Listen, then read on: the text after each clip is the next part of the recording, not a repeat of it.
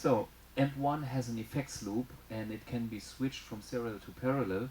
I'm using this nice little pedal delay in here. So this is a switch on.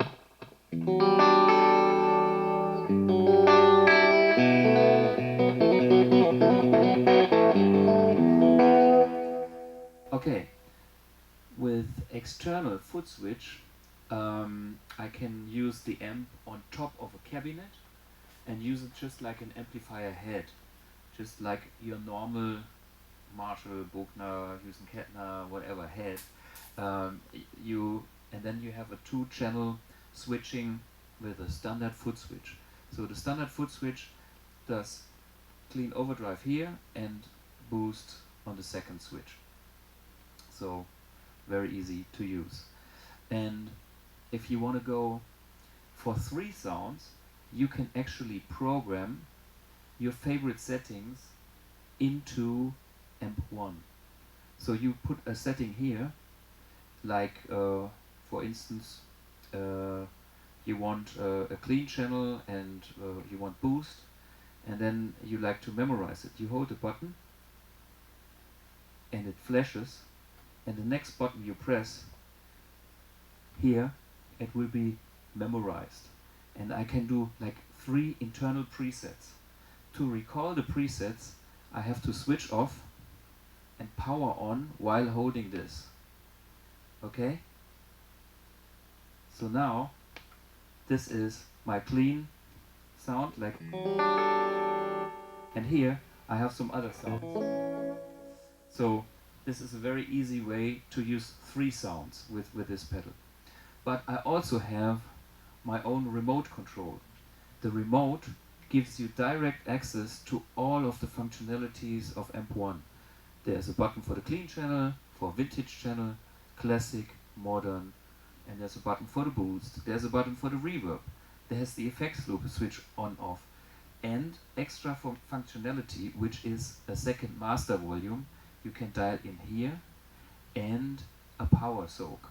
So this is only available with this pedal here. And then you do your settings, whatever you like, and then you hit store button and make it a preset. With the remote one, you can have 9 presets in one bank. So it's quite a lot of presets already in one bank, because it's a big, nice foot switch. And you have actually 4 banks to choose from. And it doesn't stop here. I have an effects loop, a looper kit extension, which you can use like a pedal switcher to switch external little nice foot pedals like this. So this becomes a totally programmable pedal board in combination. And the beauty of it is it only works with a single, very simple mono cable. So where's the other end? A guitar cable or speaker cable can do. So let's see, here is a mono cable. I unplug this and I have a mono speaker cable into the amp, and now I'm here with the remote and I can do all my switching. You see clean, vintage, classic, modern, boost, and so this is now nice.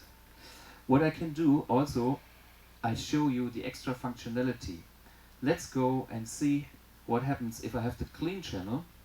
I get rid of the effects loop, just a little reverb, and now I crank the amp. It's gonna be loud. Okay, very loud. Too loud for most cases. So what I would like to do is I switch on the power soak and I reduce the volume. The power soak actually has 2 ranges. One is the stage range, which goes from 7 watts to full 100 watts with no quality loss in sound. So this is 7 watts, but now I can crank the power amp here and overdrive it. So I get the good old tones from the 60s.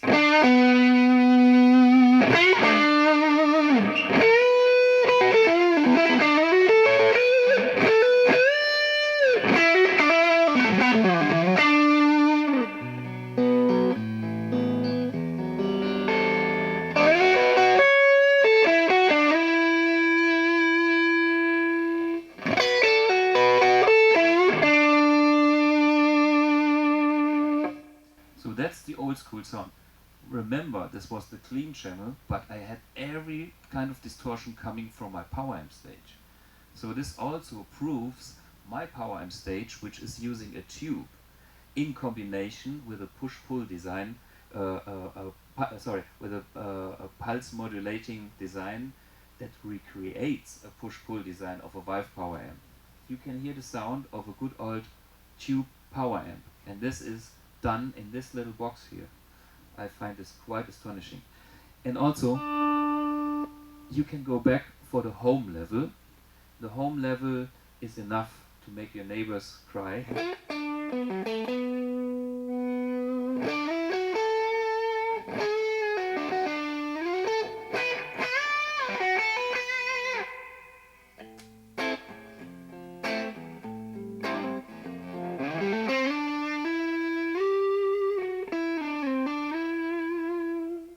So I can go even down to 150 milliwatts, which is very low. But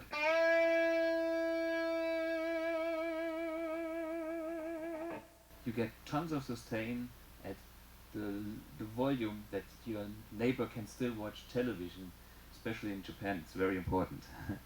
Okay, so this is the sound of the power soak. And master volume, you have a lot of options with this pedal board.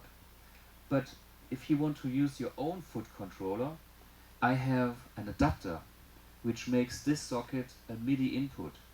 And all this functionality for my Remote 1 can be done via an external MIDI pedal. So any Noah Sark pedal would be able to switch or this AMP1. And in that case, you have to use the MIDI learn function on AMP1 for the settings, and you still can control master volume, power soak, and even gain of AMP1 with control change information. It takes a little